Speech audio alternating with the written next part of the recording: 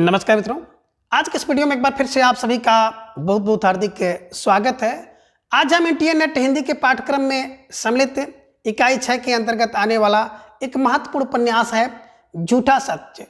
तो झूठा सच उपन्यास का विस्तृत रूप से अध्ययन करेंगे और इसके जो महत्वपूर्ण बिंदु हैं उन सभी बिंदुओं को अब तक की सबसे आसान ट्रिक की सहायता से याद करने का प्रयास भी करेंगे, जहां से आपकी इंटरनेट की परीक्षा में प्रश्न पूछे जाते हैं। मित्रों, इन दिनों अगर देखा जाए तो भी हाल ही में मतलब 5 मार्च को आपका दिसंबर नेट का पेपर हुआ है और आगे फिर जून में लगभग 15 जून तक आपकी दूसरी परीक्षा भी प्रस्तावित है एनटीए नेट की। तो एनटीए नेट जून में होने वाली परीक्षा को बिल्कुल ध्यान में रखते हुए हम लोग अपनी तैयारी को प्रारंभ कर रहे हैं। तो जो भी हमारे भाई बहन साथी मित्र एनटीए नेट की परीक्षा में जो कि जून में होगी उसमें बैठना चाह रहे हैं, वो सब हमारे साथ लग जाएं, चैनल को सब्सक्राइब कर लें। निश्चित रूप से आपको लाभ मिलेगा और पूरा का पूरा पाठ्यक्रम आपको परीक्षा से करीब 15 से 20 दिन पूर्व कंप्लीट करा लिया जाएगा। और मैं ज़्यादा कहता नहीं हूँ बल्कि करता हूँ। आप लोगों ने मेरे प्रयास को यूट्यूब पर देखा होगा कि पिछले दिनों लगभग 1.5 से 2 महीने के अंदर मैंने टीजीटी पीजीटी का जो संपूर्ण कोर्स है उसको ट्रिक की सहायता से और विस्तृत रूप से यूट्यूब पर अपलोड कर दिया है। जो भी भाई बहन टीजीटी पीजीटी यूजीसी नेट की तैयारी कर रहे हैं वो पूर्ण रूप से विश्वास के साथ हमारे साथ जुड़ जाएं और अपनी तैयारी को बूस्ट करें।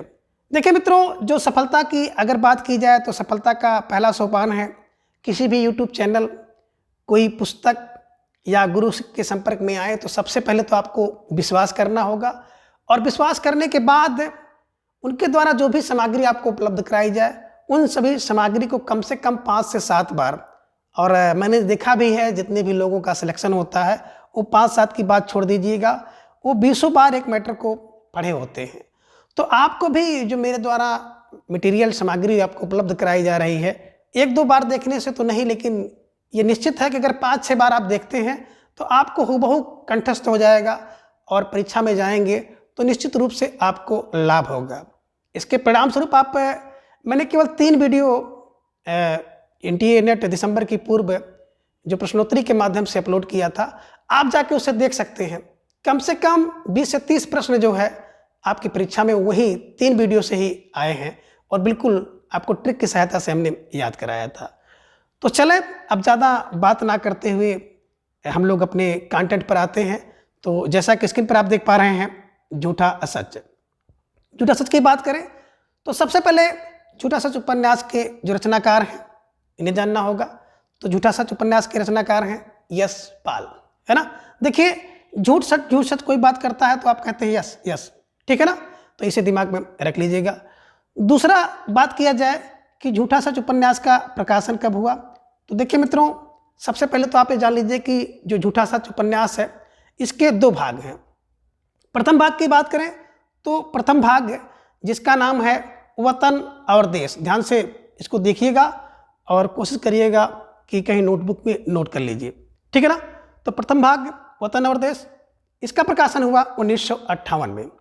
और दूसरा भाग जो कि आप स्क्रीन पर देख पा रहे हैं 1960 में इसका प्रकाशन हुआ और इसका जो शीर्षक था देश का भविष्य।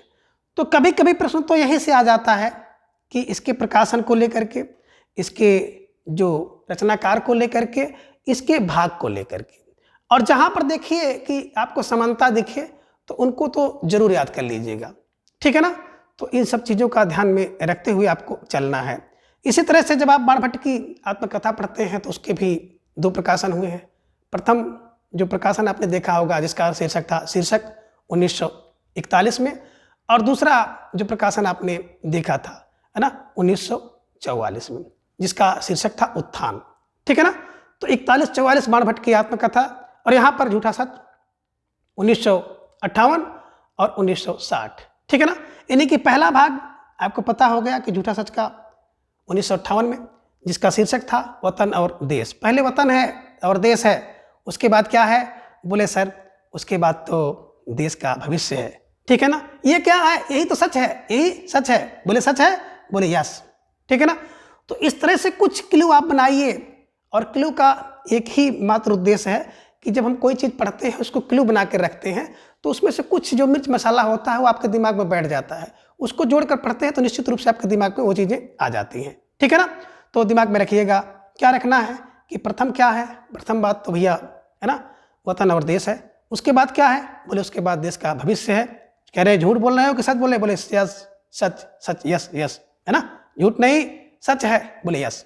ठीक है ना, तो यस फॉर यशपाल जी का ये उपन्यास है। चलिए ठीक है, दूसरी बात की जाए तो इन दिनों जो परीक्षा का पैटर्न है, आप कुछ भी नहीं कह सकते हैं कि किस प्रकार से प्रश्न आपकी परीक्षा में पूछा जा सकता है। तो थोड़ी सी प्रकाश अगर हम लोग देखें तो इनकी जीवनी पर डाला जाए। पूरा नाम यशपाल जी था। जन्म की बात करें तो 3 दिसंबर 1903 में यशपाल जी का जन्म होता है और जन्म स्थान फिरोजपुर छावनी जो कि पंजाब में स्थित है, वहाँ पर आपका जन्म होता है। पहचान की बात की जाए तो इनकी जो पहचान हर छात्र जान रहा है कि एक प्रसिद्ध उपन्यासकार और कहानीकार के रूप में यशपाल जी जाने जाते हैं। ठीक है ना, इसे ध्यान में रख लीजिएगा। अगर पूछा जाए कि इनका अवधि या समय क्या था तो बिल्कुल आधुनिक काल के अंतर्गत प्रगतिवाद के अंतर्गत जो है आप देखेंगे तो यशपाल जी का नाम आता है। ठीक है ना, यादगार कृतियाँ जिन्हें हम लोग याद करते हैं तो आप देख रहे हैं झूठा सच 1960 का, और दूसरा दिव्या उपन्यास है जिसे इन्होंने बात किया जाए तो यहाँ पर देखिए थोड़ा सा सन गड़बड़ आपको दिखाई दे रहा है, इसको सुधार लीजिएगा, 1945 है दिव्या। ठीक है ना, तो इन दो चीज़ों को आप दिमाग में रख लीजिएगा कि यादगार कृतियों की बात करें तो झूठा सच 1960 और दूसरा दिव्या 1945 में। ठीक है ना, इनके द्वारा लिखे गए उपन्यास हैं जो कि इनकी यादगार कृतियाँ हैं। ठीक है ना, थोड़ी बहुत जानकारी अब इनके जीवन से संबंधित ये भी आती है कि जो पंजाब के क्रांतिकारी थे जिनका नाम था लाला लाजपत राय जी, उनके संपर्क में भी यशपाल जी रह चुके हैं। चंद्रशेखर आज़ाद एवं सुखदेव से प्रेरित होकर के भी इन्होंने आंदोलन में भाग लिया था, ये भी ध्यान में रखिएगा। और उसके बाद आप देखते हैं कि जो प्रसिद्ध नाटककार हैं उदय शंकर भट्ट जी, तो प्रसिद्ध नाटककार उदय शंकर भट्ट जी से इन्होंने लेखन की प्रेरणा भी ली थी और आगे क्रांतिकारी गतिविधियों में इन्होंने भाग लिया जिसके कारण इन्हें जेल भी जाना पड़ा था। तो मोटी मोटी बात आपके दिमाग में रखनी है, कौन कौन सी बातें। सबसे पहला तो झूठा सच है ना यशपाल का, झूठा सच यशपाल 1958 1960 पहला आपने देखा है ना कि शीर्षक से देश और क्या, वतन और देश। पहला है वतन और देश और दूसरा है देश का भविष्य। ठीक है, पूरा नाम यशपाल, जन्म 3 दिसंबर 1903 को 1903 फिरोजपुर छावनी पंजाब भारत में इनका जन्म हुआ। ठीक है ना, कहानीकार उपन्यासकार के रूप में प्रसिद्ध थे। समय अवधि की बात की जाए तो आधुनिक काल के प्रगतिवाद के अंतर्गत आते हैं। यादगार कृतियाँ झूठा सच 1960 और दिव्या की बात की जाए तो 1945। पंजाब के क्रांतिकारी नेता जिनका नाम था लाला लाजपत राय के संपर्क में आए। चंद्रशेखर आज़ाद एवं सुखदेव से प्रेरित हुए थे। नाटककार उदय शंकर भट्ट से इन्होंने लेखन की प्रेरणा ली और कई बार जो है आंदोलन में भाग लेने के कारण जो है इन्हें जेल भी जाना पड़ा था।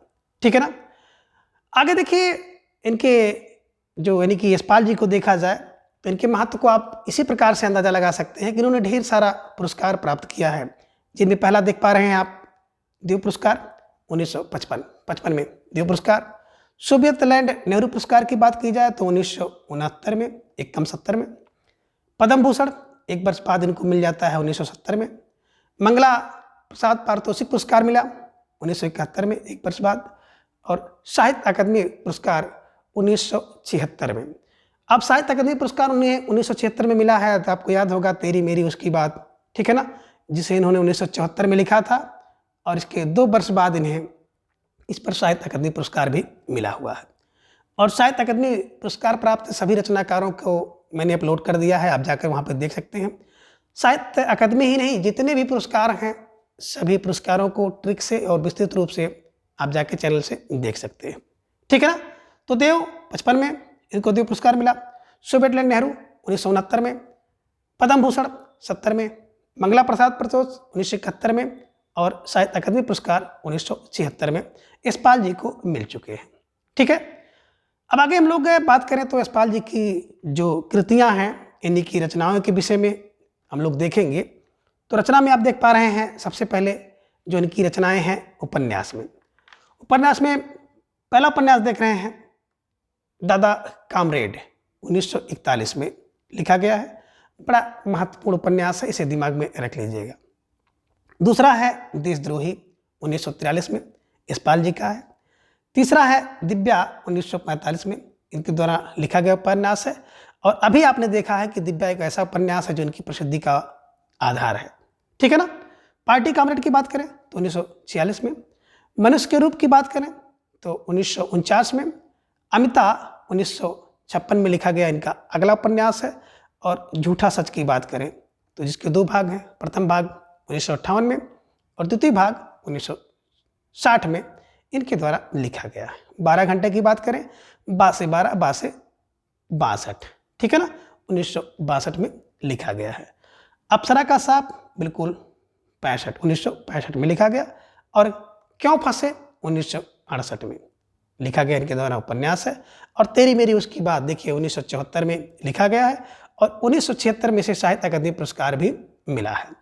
तो देखिए मित्रों, सबसे बड़ी चीज़ तो यह है कि एनटीए नेट के पाठ्यक्रम को अगर देखा जाए तो यहाँ से बिल्कुल क्रम मिलाने के लिए परीक्षा में प्रश्न पूछा जाता है। और अगर प्रश्न आ गया तो आपके लिए भारी पड़ जाता है।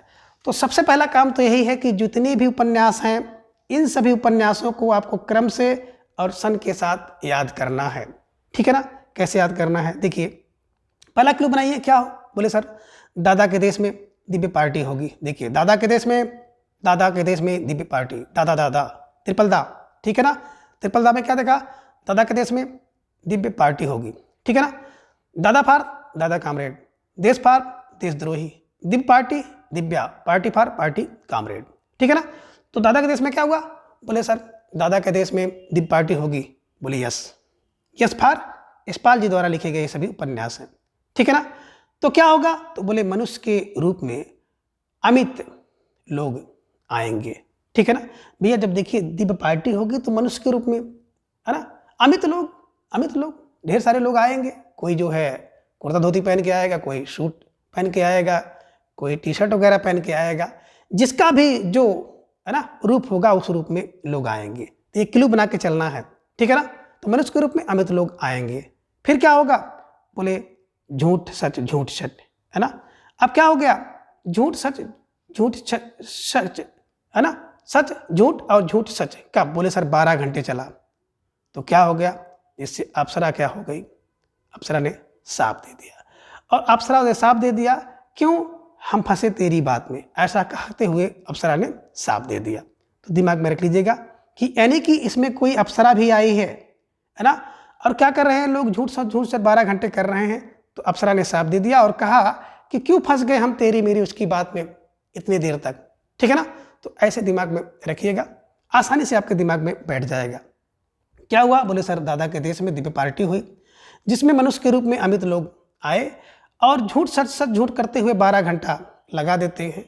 तो अप्सरा साफ दे देती है और कहती है क्यों फंसे हम तेरी मेरी और उसकी बात के चक्कर में, ठीक है ना। ऐसा कहते हुए साफ दे देती है। तो दिमाग में इन बातों को रख लीजिएगा। अब देखिए अगर सन को आपको याद करना हो तो दिमाग में रख लीजिएगा कि दादा है ना, दादा कामरेड है ना, क्या है, बोले 41, ठीक है ना। दादा कामरेड है ना, कितना, बोले 41। द्रोही 43, देशद्रोही कितने हैं, बोले 4-3 43, ठीक है ना। दिव्या 45 की, पार्टी में 4-6 लोग तो आएंगे ही, 4-6, ठीक है ना। मनुष्य के रूप भैया चारों ओर देखिए नए हैं, चारों ओर 9 रूप मनुष्य के रूप, ठीक है ना। अमिता, बोले अमिता सर 56, अमिता 56 की। और झूठा सच पहला भाग 58 में, दूसरा भाग जो देखा जाए तो 1960 में। अप्सरा का सांप, बोले सर अप्सरा का सांप तो 65 वर्ष में, है ना, 65 वर्ष में मिल गया अप्सरा का सांप, ठीक है ना। 68 में क्या हो गया, व्यक्ति फंस गया और तेरी मेरी उसकी बात 74 बार हुई और 76 में इसको क्या हो गया, है ना, साहित्य अकादमी पुरस्कार मिला है। तो इसको दिमाग में बैठा लीजिएगा। यहाँ से एनटीए नेट की परीक्षा में क्रम मिलाने के लिए आ सकता है, या तो उपन्यास देकर के यहाँ से प्रश्न बन सकते हैं। और टीजीटी पीजीटी की बात करें तो यहाँ से तो प्रश्न आने हैं, ठीक है। चलिए आगे देखा जाए अगर कहानी संग्रह, तो यशपाल जी की जो कहानियाँ हैं वो कहानियाँ भी कम महत्व नहीं रखती हैं। तो जितना महत्व आपने उपन्यास को दिया उतना महत्व आपको कहानी पर भी देना होगा। जब आप कहानी विधा को पढ़ेंगे तो कहानी विधा में यहाँ से प्रश्न पूछे जा सकते हैं, एनटीए नेट में क्रम लगाने के लिए भी, और टीजीटी पीजीटी में भी यहाँ से प्रश्न बन सकते हैं। इसलिए इसे भी ध्यान में रखते हुए चलना है, ठीक है ना। तो पहली कहानी है जो संग्रह है पिंजड़े की उड़ान। पिंजड़े की उड़ान भैया करनी है तो तीनों से उड़ो, तीनों से, तन मन धन तीनों से, है ना, तन मन धन तीनों से उड़ो, है ना। कहीं भी उड़ान करनी है तन मन तीनों उड़ान तीनों से, बोले यस, है ना। पिंजड़े की उड़ान तीनों से होगी, बोले यस, ठीक है ना। यस फॉर यशपाल जी की रचना है। दूसरा फूलों का कुर्ता भैया, है ना। फूलों का कुर्ता क्या हो गया भैया, चारों ओर नया नया लाओ, चारों ओर नया नया फूलों का कुर्ता टंगा हुआ है। अगर कोई व्यक्ति फूलों का कुर्ता पहन के आ जाएगा तो चारों तरफ लोग क्या करेंगे, नए नए दृश्य को देखेंगे, बोले यस, ठीक है ना। धर्म युद्ध भैया, धर्म युद्ध कितने, बोले सर धर्म के युद्ध तो 50 हो चुके हैं, yes. Yes for Yashpal ji का लिखा हुआ कहानी संग्रह है, तो धर्म युद्ध 50 हो गए, ठीक है ना। अब सच बोलने की भूल क्या है, बोले भैया 62 में क्या होता है, सच बोलने की भूल होती है। अर्थात व्यक्ति जब 62 वर्ष का हो जाता है तो सच ही बोलता है, ठीक है ना। इसे दिमाग में रख लीजिएगा। आगे कह रहे हैं भस्मावृत चिंगारी। अब भस्मावृत चिंगारी जो होगी वो 4-6 चिंगारी तो होगी, ठीक है ना। चिंगारी 4 से चिंगारी, 4 से 4 6, तो भस्म वृत की चिंगारी, बोले 4-6, ठीक है ना। आगे बता रहे हैं उत्तमी की माँ, है ना। उत्तमी की माँ बोले 55 से सच बोलती है ना, 55 से सच बोलती है, 55 फर 1955, ठीक है ना। उत्तमी की माँ लिखी गई कहानी है ना, कहानी संग्रह, ठीक है। अगला है चित्र का शीर्षक 1951। चित्र का शीर्षक क्या है, बोले सर चित्र के शीर्षक अगर देने हैं तो 51 दे दीजिए, 51 शीर्षक बन जाएंगे, ठीक है ना। आगे कह रहे हैं तुमने क्यों कहा था कि मैं सुंदर हूँ, तुमने क्यों कहा था कि मैं सुंदर हूँ, है ना। तुमने क्यों कहा था कि मैं सुंदर हूँ जबकि मैं 54 वर्ष का हूँ, और 54 वर्ष की उम्र में तुमने कहा था कि मैं सुंदर हूँ, ठीक है ना। ध्यान रखते हुए चलना है। और ज्ञान का दान या ज्ञान का दान, है ना, 4-3, है ना, या 43 दान, ठीक है, इसे दिमाग में रख लीजिएगा। आगे है वो दुनिया। वो दुनिया क्या है भैया, वो दुनिया तो 48 की है, वो दुनिया 48 की, वो दुनिया 48 की, ध्यान में रखना है। आगे आप देख पा रहे हैं उपन्यास है खच्चर और आदमी, है ना। तो देखिए खच्चर कब बन जाता है आदमी, बोले सर 65 वर्ष की अवस्था में, है ना, इतनी जिम्मेदारी हो जाती है कि आदमी बेचारा खच्चर बन जाता है, ठीक है ना, ध्यान में रख लीजिएगा। बन जाता है, बोले sir yes, yes for Yashpal ji का, ठीक है। आगे है भूख के 3 दिन। अब भूख के 3 दिन, है ना, 6 से 8 घंटा अगर रहना पड़ जाए तो सब कुछ हो जाएगा। भूख के 8 दिन, बोले सर भूख के 8 दिन 6 से 8 घंटे रहने पड़े, ठीक है ना, तो ध्यान में रख लीजिएगा। 6 से 8 का मतलब 6 और 8 यानी कि 68 में, ठीक है ना। आगे है उत्तराधिकारी। और अगर आप किसी चीज़ की उत्तराधिकार किसी को देना चाहो ना तो उत्तराधिकारी 51 मिलेंगे, 51 उत्तराधिकारी 51 मिलेंगे। और अपसप्ति व्यक्ति कितने, बोले सर 4-3 व्यक्ति तो अपसप्ति होते ही हैं। तो ऐसा दिमाग में रखिएगा, कोशिश करिएगा कि याद करने का, 1-2 बार तो नहीं लेकिन 4-5 बार अगर देखेंगे तो निश्चित रूप से आपको याद हो जाएगा, ठीक है। चलिए पिंजड़े की उड़ान हो तो तीनों, तन मन धन तीनों से। फूलों का कुर्ता अगर होगा तो चारों ओर से नवा नवा दिखाई देगा। धर्मयुद्ध भैया, धर्मयुद्ध तो 50 हुए हैं। सच बोलने की भूल 62 वर्ष में होती है, ठीक है ना। चिंगारी, भस्मावृत चिंगारी की बात करें तो 4-6 चिंगारी, 4 से चिंगारी, 4 से 4-6, ठीक है ना। उत्तमी की माँ बिल्कुल 55 की है। चित्र का शीर्षक 51 दे सकते हो। मैं सुंदर हूँ तुमसे क्यों, उन्होंने कहा 54 वर्ष की उम्र में कहा था। ज्ञान का दान 4-3, 43, ठीक है ना। वो दुनिया 48 की, वो दुनिया 48 की है। और आदमी और खच्चर और आदमी की बात करें तो 68 वर्ष की उम्र में खच्चर बन जाता है आदमी, है ना। भूख के 3 दिन, बोले सर 6 से 8 घंटे रहना पड़ गया, है ना। भूख के 3 दिन 6 से 8 घंटे रहना पड़ गया, 6-8 मतलब 68 का। और बात करें उत्तराधिकारी तो 51 होंगे। और अपसप्ति लोग, अपसप्ति बोले सर 4-3 लोग तो अपसप्ति होंगे ही, ऐसे दिमाग में रखिएगा, ठीक है। चलिए आगे अब आप आ जाते हैं जो आपके पाठ्यक्रम में, यानी कि एनटीए नेट के पाठ्यक्रम में लगा हुआ उपन्यास है झूठा सच। किसका, यशपाल जी का। दिमाग में रखिएगा। कितने भाग, बोले सर 2 भाग। पहला भाग 1958 में, क्या, वतन और देश।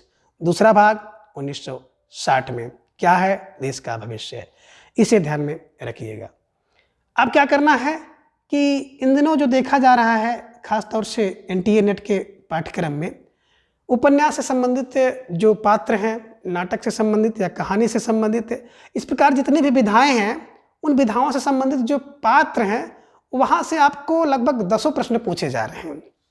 और उन प्रश्नों को अगर देखा जाए तो मुख्य पात्र ना पूछ करके बल्कि गौण पात्र भी पूछे जा रहे हैं। तो जितने भी उपन्यास, नाटक के कहानी आदि आप पढ़ें तो उनके पात्र को बिल्कुल विशेष रूप से एकदम दिमाग में बैठाते हुए चलें, ठीक है ना। तो चलिए छोटी सी कोशिश हम लोग करते हैं कि ये जितने पात्र हैं आपके दिमाग में बिल्कुल बैठ जाएं, ठीक है ना। अब देखिए पात्र की बात करते हैं तो पहला पात्र आप देख पा रहे हैं जयदेव पुरी, जो कि झूठा सच उपन्यास का मुख्य पात्र है, ठीक है ना। और कहाँ रहता है? ये भोला पांडे का जो बात करें, है ना, एक पूरा है, उस पूरे के निम्न वर्गीय परिवार का लड़का है। पिता का नाम राम भुलाया है और पेशे से जो जयदेव है एक पत्रकार है, ये भी ध्यान में रखिएगा। और जो मध्य वर्ग का जो एक प्रतिनिधि के रूप में जाना जाता है, ठीक है ना। तो आपने क्या देखा कि जयदेव पुरी क्या है? झूठा सच उपन्यास का प्रमुख पात्र है। पिता का नाम राम लुभाया है, ठीक है ना। कहाँ रहता है? बोले जो भोला पांडे का एक आप कह सकते हैं कि पूरा है, वहाँ पर रह रहा है। मध्य वर्ग का प्रतिनिधि है और निम्न वर्ग के एक पात्र है, इसे दिमाग में रख लीजिएगा। अब ये जयदेव की बात की जाए तो इसकी एक बहन है जिसका नाम तारा है और जयदेव की प्रेमिका जिसका नाम है कनक। इसे अभी आप उपन्यास की कथा में देखेंगे, ठीक है। दूसरा प्रमुख पात्र आप देख पा रहे हैं तारा, जो कि जयदेव पुरी की बहन है। राम लुभाया की अगर देखा जाए तो पुत्री है, ठीक है ना, जो क्या करती है कि संपूर्ण अगर देखा जाए उपन्यास इसी के इर्द गिर्द घूमता है। यह एक प्रगतिशील सोच रखने वाली नारी है ना, इसे भी आप देखेंगे। तो ये सब बातें आपको उपन्यास में देखने को मिलेगी। अगला पात्र आप देख पा रहे हैं कनक। कनक की बात करें तो कनक एक संपन्न परिवार की लड़की है तथा जयदेव की प्रेमिका है, जो कि जयदेव के लेखक से प्रभावित होती है और इनसे जो है प्रेम करती है। लेकिन जो कनक के परिवार वाले कभी भी कनक को जयदेव से प्रेम करने के लिए समर्थन नहीं देते हैं, ठीक है। अगला और चौथा पात्र आप देख रहे हैं राम लुभाया मास्टर। तो राम लुभाया मास्टर जी की बात करें तो यही राम लुभाया मास्टर हैं जो कि जयदेव और तारा के पिता हैं। यानी कि जयदेव इनका लड़का है और तारा इनकी पुत्री है। ये क्या है? आर्य समाज परिवार का मुखिया है और जयदेवपुरी तथा तारा के पिता हैं। इस उपन्यास में आपको ऐसा दिखाया गया। अगला और पांचवा पात्र आप देख रहे हैं डॉक्टर प्राणनाथ का। और डॉक्टर प्राणनाथ जी की बात करें तो दिल्ली में प्रोफेसर हैं और जब तारा भटकती हुई प्रोफेसर साहब के पास पहुंचती है और इनको किसको, डॉक्टर प्राणनाथ जी को अपने ऊपर बीते सभी अत्याचार को बताती है और बाद में यही प्राणनाथ जो क्या करते हैं तारा से विवाह कर लेते हैं और ये भी दिल्ली में जो तारा भी पढ़ाने लगती है, अध्यापिका हो जाती है, ठीक है। अगला एक पात्र आप देख रहे हैं सूद जी, ठीक है ना। ये सूद जी कौन है? कभी कोई प्रश्न पूछ लेता है तो देखिए सूद जी एक कांग्रेस के नेता हैं जो कि 1942 में जेल में थे, तो जयदेवपुरी से मिले थे और बाद में जब जयदेव अपने पिता की तलाश करते हुए पुनः लाहौर में आता है और इसकी स्थिति बहुत दयनीय हो जाती है, तो यही सूद जी क्या करते हैं, बिल्कुल है ना, जयदेवपुरी की सहायता करते हैं। तो ध्यान में रख लीजिएगा, कांग्रेसी नेता है, कार्यकर्ता है, इसे दिमाग में रख लीजिएगा। अगला पात्र है असद। असद की बात करें तो असद एक बड़ा महत्वपूर्ण पात्र है जो कि मुस्लिम लड़का है जिससे जो है जयदेवपुरी की बहन प्रेम करती है या इसके प्रति आकर्षित है, ठीक है ना। लेकिन जयदेव जो है इसके साथ शादी नहीं होने देता है, ठीक है ना। अगला पात्र है गिल। अब गिल की बात करें तो भैया गिल को आप देख लीजिएगा, एक बड़ा महत्वपूर्ण पात्र है जो कि मार्क्सवादी युवक है, दिल्ली में रहता है। उसी समय जो है कनक इनसे मिलती है, जब वो पत्रकारिता करती है, गिल से आकर्षित भी होती है। लेकिन गिलिस की बात करें, गिल के प्रति उसका प्रेम उस प्रकार का नहीं हो पाता है, क्योंकि कहीं न कहीं अभी इसके जो हृदय में जो है जयदेवपुरी का प्रेम था। इस कारण से जो कनक है वो गिल के प्रेम में पूर्ण रूप से समर्पित नहीं हो पा रही है। तो इसे भी ध्यान में रखिएगा। अगला जो पात्र है एक नारी पात्र है उर्मिला का, ठीक है ना। अब उर्मिला की बात करें तो उर्मिला को इस उपन्यास में आपको दिखाया गया है जब जयदेवपुरी अपने परिवारजनों को खोज करने के लिए लाहौर आता है और यहाँ पर देखता है कि सारी स्थितियाँ बिल्कुल बदल चुकी हैं और भूख प्यास से परेशान है। एक होटल में काम करता है, उसी समय सूद जी मिलते हैं, इसकी सहायता करते हैं। तो उन दौरान इसे एक असहाय लड़की मिलती है जिसका नाम उर्मिला है। तो इस उर्मिला के प्रति भी जयदेव आकर्षित हो जाता है, इसके साथ रहता है। और बाद में जब लौटकर कनक आती है और उर्मिला को जयदेव के साथ देखती है तो बड़ी निराश हो जाती है। बाद में जयदेव जो है उर्मिला को यह कह करके जो छोड़ देता है कि तुम जाओ नर्स का कोर्स करो। तो ये सब बातें आपको उपन्यास के अंतर्गत देखने को मिलेगी। अगला पात्र है सोमराज। बात करें सोमराज की तो सोमराज इस उपन्यास का एक प्रमुख पात्र आप कह सकते हैं, जिसके अगर देखा जाए तो एकदम बिल्कुल बेईमान टाइप का व्यक्ति है। और इसी से तारा की शादी जो है तय होती है, विवाह भी हो जाता है। लेकिन विवाह के जो पहली रात होती है उस पहली रात में ही सांप्रदायिक दंगा भड़क जाता है और ये सोमराज जो है तारा को छोड़ करके, परिवार को छोड़ करके भाग जाता है। बाद में तारा भी अपने ससुराल को छोड़ करके भाग जाती है और एक मुस्लिम परिवार में जाके शरण लेती है। वहाँ से भी कुछ दिन बाद वो जाती है और एक लड़कियों का धंधा करने वाले गिरोह के पास पहुँच जाती है। तो इस प्रकार की कथा आपको उपन्यास में दिखाई देगी, ठीक है ना।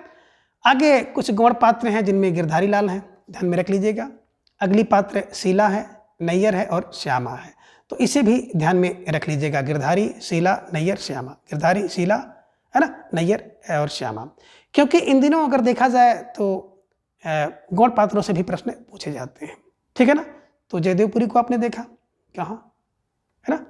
झूठा सच में कौन, बोले जयदेवपुरी, तारा, कनक, राम लुभाया, डॉक्टर प्राणनाथ, सूद जी, असद, गिल, उर्मिला, सोमराज, ये प्रमुख पात्र हैं। और गौण पात्र जो कि 4 आप देख पा रहे हैं ये भी हैं। तो इन सबको बिल्कुल आप जहाँ पे हो सकता समझिए नोट कर लीजिएगा और 4-5 बार इसको याद करने का प्रयास करिएगा, निश्चित रूप से आपके दिमाग में बैठ जाएगा, ठीक है।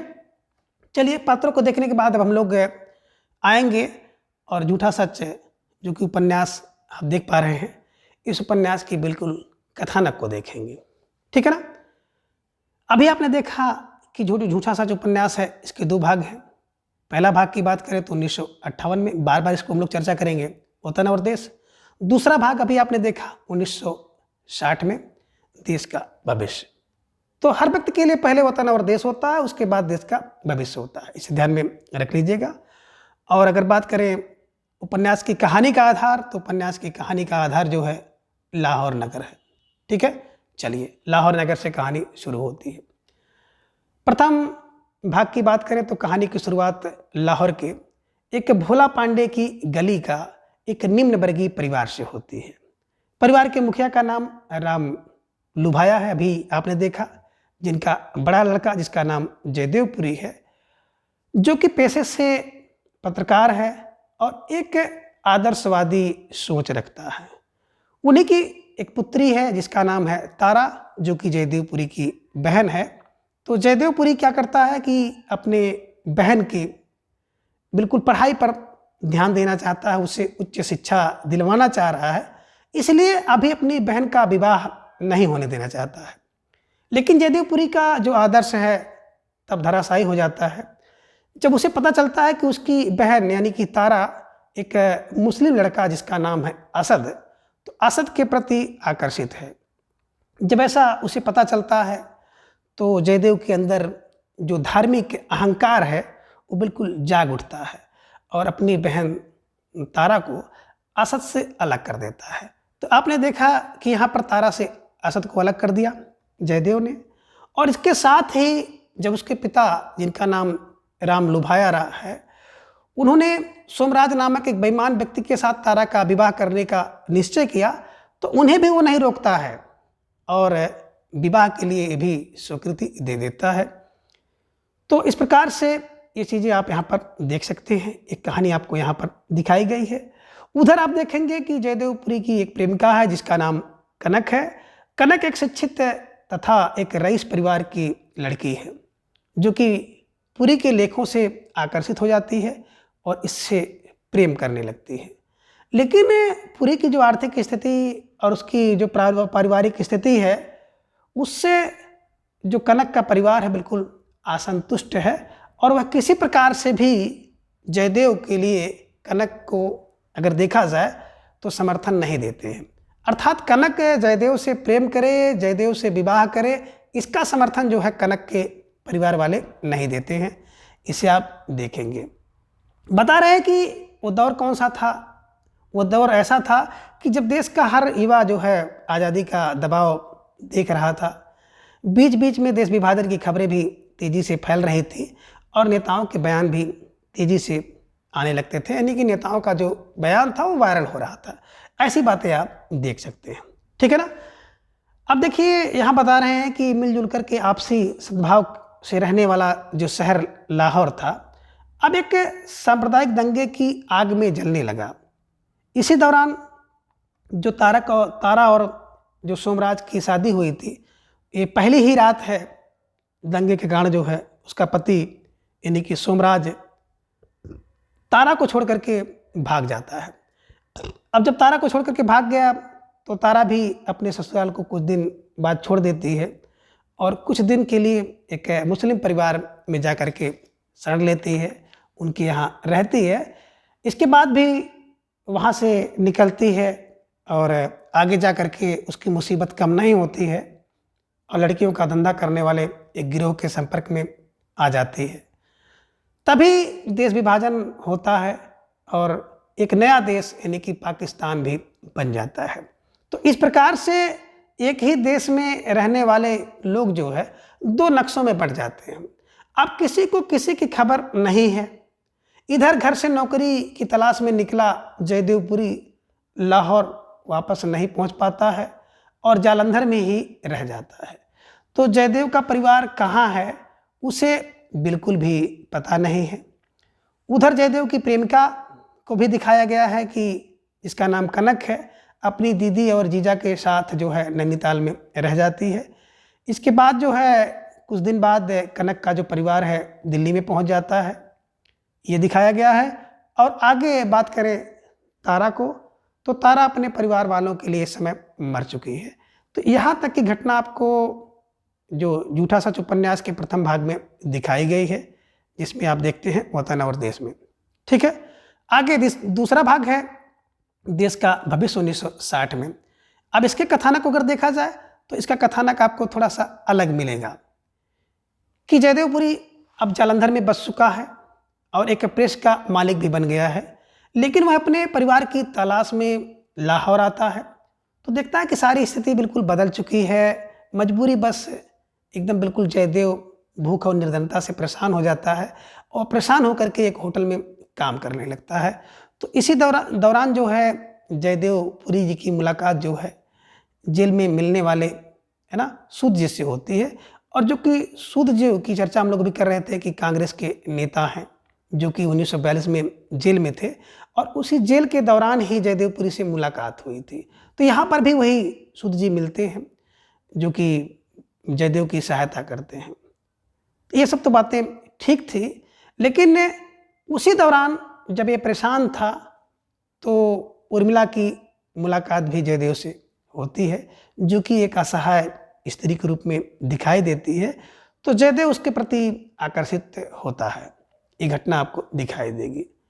उधर बात करें कनक का, तो कनक चूंकि पत्रकारिता प्रारंभ करने के लिए दिल्ली में रह जाती है और एक मार्क्सवादी युवक जिसका अभी आपने पात्र परिचय में देखा गिल के प्रति आकर्षित होती है। किंतु गिल के प्रति उसका जो आकर्षण है उसके भीतर पल रहे जयदेव के प्रेम को नष्ट नहीं कर पाता है।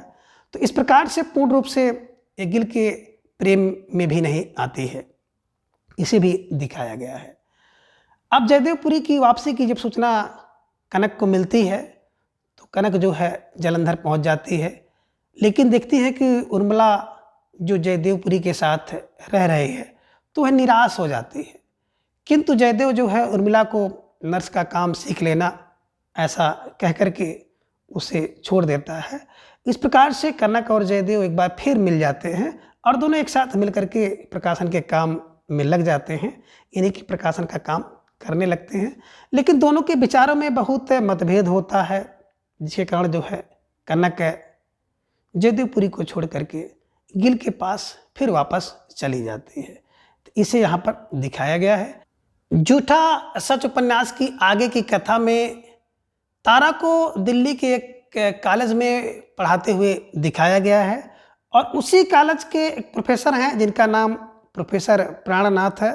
तो प्राणनाथ से तारा का विवाह भी हो चुका है और जो तारा है विवाह से पूर्व जो है प्रोफेसर प्राणनाथ को अपने ऊपर हुए सभी अत्याचार के बारे में बताती है। इस सब के बाद भी जो प्राणनाथ हैं वो तारा को अपना लेते हैं। तो ऐसी जो कथा है, घटना है, आपको झूठा सच उपन्यास में दिखाई देगी। अब आगे झूठा सच उपन्यास की कुछ समीक्षा है जिसे हम लोग देखेंगे। कभी कभी समीक्षा से संबंधित कुछ प्रश्न आपके परीक्षा में पूछ लिए जाते हैं।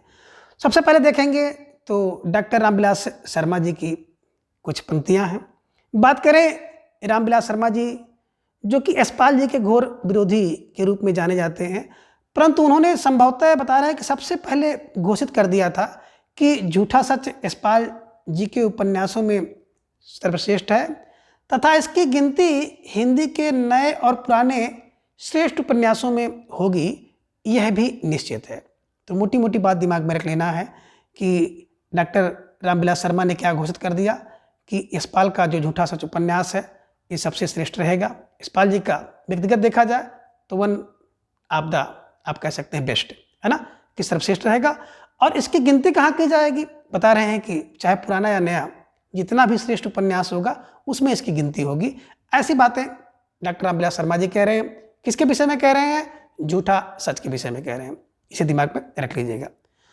दूसरे आप देख रहे हैं विद्वान की बात करें तो कुंवर नारायण जी हैं। कुंवर नारायण जी ने जो है काव्य दृष्टि का अभाव इस शीर्षक से जो झूठा सच उपन्यास की समीक्षा की है। कब दृष्टि की अभाव किसमें? बोले कब दृष्टि का अभाव तो कुंवर नारायण में है, कुंवर नारायण में है। इसे ध्यान में रख लीजिएगा। और आगे एक बात बता रहे हैं जो विद्वान नेमीचंद्र जैन, तो नेमचंद्र जैन ने आरोप लगाते हुए कहा है कि झूठा सच अंततः जो आत्यंतिक सार्थक उपलब्धि को छूने में असफल है। तो मोटी बात दिमाग में रखिएगा कि झूठा सच जो है क्या है, आत्यंतिक जो सार्थक चीज़ें हैं उसको उपलब्ध करने में असफल है। असफल कौन है? बता रहे हैं नेमचंद्र जैन बता रहे हैं कि झूठा सच जो है ना, अपनी सार्थक उपलब्धि को पाने में असमर्थ है। ऐसी बातें कौन कहे हैं? तो नेमचंद्र जैन ने कही है। इसे भी दिमाग में रख लीजिएगा। अगर यहाँ से प्रश्न बन जाए तो आप इसको आसानी से कर लीजिएगा। तो इस प्रकार से आपने देखा कि जो झूठा सच उपन्यास है इसमें सांप्रदायिकता की बात कही गई है, संकीर्णता आपको दिखाई देती है ना, पारिवारिक विवाद को लेकर के तनाव इसमें आपको देखने को मिलेगा और देश विभाजन से उत्पन्न जो त्रासदी है उसका भी वर्णन आपको देखने को मिल रहा है। भीषण नरसंहार भी आपको दिखाई देगा और जो विस्थापित लोग हैं, यानी कि एक क्षेत्र से दूसरे देश चले गए, दूसरे देश से यहाँ चले आए, तो उनकी अगर देखा जाए तो दुर्दशा का भी चित्रण इसमें किया गया है। तो मनुष्यता के जो आवरण के भीतर दबी हुई पशुता का जो तांडव है वह भी आपको दिखाई दे रहा है और उच्च वर्ग की जो स्वार्थपरता है तथा निम्न वर्ग का जो नैराश्य है, निराशा है, सब कुछ आपको यथार्थ रूप में झूठा सच उपन्यास में जो यशपाल जी ने चित्रित किया है। तो इस सबको ध्यान से देख लीजिएगा और इससे बनने वाले जो प्रश्न हैं, कथानक देखिए, इनके पात्रों को देखिए, पात्रों से संबंधित प्रश्न बनते हैं और समीक्षा से संबंधित कुछ प्रश्न बनते हैं। तो आज की इस वीडियो में बस इतना। अगले वीडियो में फिर हम किसी एक नए उपन्यास के साथ उपस्थित होंगे। तब तक के लिए धन्यवाद, नमस्कार, बाय।